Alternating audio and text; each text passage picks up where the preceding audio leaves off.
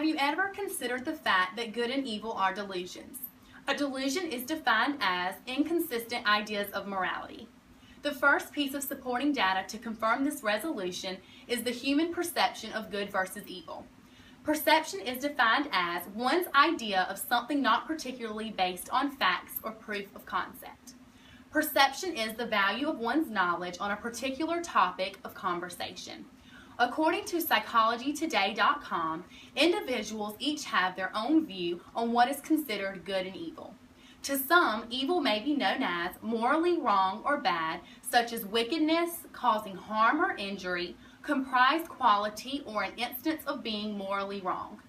Whereas the vague term good can be known as a lack of self-centeredness, the ability to empathize with other people, feeling compassion for someone, and putting others' needs before your own. Therefore, human perceptions play a major role in deciphering good from evil. The second piece of supporting data to reiterate the fact that good and evil are delusions includes the concept of social influence on good and evil. Influence is defined as the capacity of having an effect on one's character, development, or behavior. Influence often concludes how a situation is affected or impacted. According to HuffingtonPost.com, evil acts are recognized as being committed by individuals who have strayed from the norms of society. For example, individuals who commit mass murders, target vulnerable women and children, commit rape, or fraud. These acts are considered to have no good within them in the eyes of the members of society. Whereas, if good people are around a group of individuals with degraded values, even the most well-rounded person can become subjective to committing the worst acts. Therefore, this proves just how much influence the society has on good versus evil. The final piece of supporting data to conclude that good and evil are delusions of the mind is based on the religious views of good and evil. One's view is defined as a particular way of considering or regarding something, such as an attitude or opinion. One's view determines how an individual interprets a given situation. As in this example, one would determine if a given behavior is considered good or evil. According to SpiritualSearchFoundation.org, those who offer their mind, body, wealth, and ego to God are considered to qualify in the good category. However, at any point in time, the evil forces of the world can try to adversely influence the power. This concludes that the concept of one's religious views can affect one's perception of whether a particular act or behavior is considered good or evil. In rebuking the fact that good and evil are not delusions, my opponent may say good and evil are clearly defined within the minds of human beings and never a matter of perception among the human race.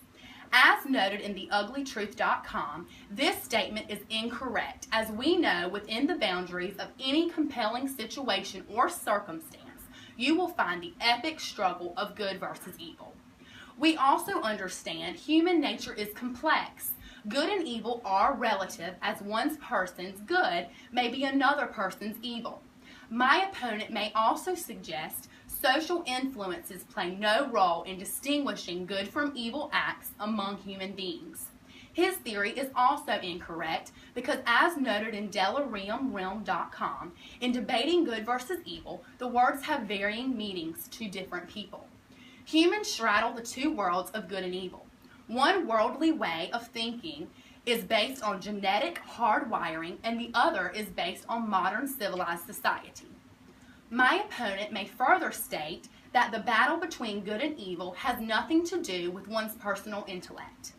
According to DifferenceBetween.net, in viewing the battle between good and evil, consider it more of a battle between the willing ignorance of people versus understanding of knowledge of themselves, their worth, and their view of history of the world. This concludes the incorrect perception my opponent has, discounting the influence of intellect on how good and evil play on the human mind. Furthermore, my opponent may suggest having empathy on others has nothing to do with deciding on following through with an evil act. As seen in PsychologyToday.com, the real difference between the act of conducting a good or evil deed goes back to the traditional concept of empathy or lack of empathy, as this fundamental feeling is fixed. This concludes the impact empathy has on displaying a good or evil deed. Finally, my opponent may offer that spiritual conditioning has nothing to do with how a person views good and evil techniques. As noted in oneheaven.org, the God principle infiltrates everything and everybody in the universe and exists beyond it. Furthermore, both good and evil originates from God principles. Good and evil are indeed delusions, as ideas, concepts, perceptions, and social norms all play a part in determining how one views the two. In the end, good versus evil finds its fitting on opposite ends of the spectrum, and yet so few people fully uncover why an individual chooses to side with one or the other end of the spectrum.